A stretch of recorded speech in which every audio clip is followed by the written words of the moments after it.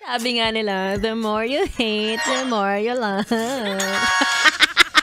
Sobrang arte ko naman. Sobrang arty na sobrang OA pa. I am back. It's me. It's your girl, DJ Gun. The one na kasama niyo pa rin dito sa 101.1. Yes, FM. And shout out sa mga magagaling lang sa una. Diba, gano'n naman sa una, hanap-hanapin mo. Pero kapag lagi nang nandyan, maiinis ka na. Maiirita ka na. Ang sakit-sakit niya na sa mata.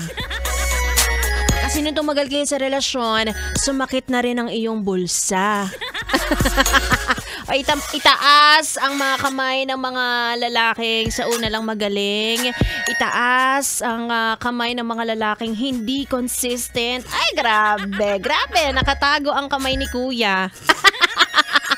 Itaas ang kamay ng mga lalaking malaki. Ang katawan pero hindi naman kayang panindigan ang kalandian. Inuubo ako. Arte. Ganyan yan. Well, nakakilig naman talaga yung kantang kantang hinahanap-hanap kita. Kasi mas gusto yata nila yung palaging hindi ka nakikita, yung nagpapahabol ka, yung nagpapakipot ka. Yan, dyan sila magaling. Pero kapag okay ka na, kapag nireciprocate mo na yung harot, parang ayaw na nila. Ewan ko. Confusing. Ano ba talagang gusto nyo? Yung may gusto sa inyo o hindi? Ayan, kapag may jowa naman, gusto nyo rin. Pero kapag nakuha nyo na, naagaw nyo na, hindi nyo naman naaalagaan. Ano ba talaga? Wala. Litong-lito na rin ako sa inyo. Dapat wag na tayong magjowa. Tayo.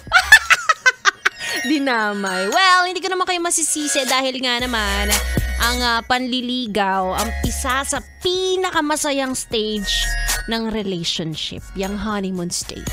Yung nagtatanungan pa kayo kung ano ang favorite color nyo.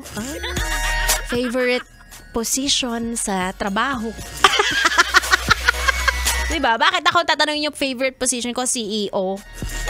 Kayo dyan. Ewan ko sa inyo, dudumi na naman ang utak ninyo. Anyway, bago pa mapunta sa itong usapan natin, sa kung saan pa. Ayan, shoutout muna tayo ngayong gabi.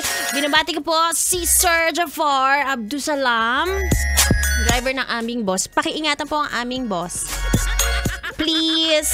And of course, yan si B-Boy Bibo kanina, nasa nasa labas sila. Teka, alamin natin kung nasan siya. B-Boy, nandiyan ka ba? Ayan, nasa siya kanina? San Martin de Porres, Quezon City. Hello po sa mga nakatutok sa amin dyan, Kung may nakita po kayo kanina na cute, na medyo namumutla, pero cute, si B-Boy Bibo po yun. And speaking of B-Boy Bibo, makakasama ko na siya sa aking pagbabalik. And of course, live kami sa aming Facebook and TikTok ba, Joshua? Kasama ba TikTok? O hindi muna. Okay. Facebook and TikTok at Yes FM Manila. Magkakantahan na naman tayo sa ayaw nyo man at gusto. Dahil ako ang kasama ninyo, Ganda Wanda. At kayo ay nakatutok. Dito lang sa 101.1 Yes FM.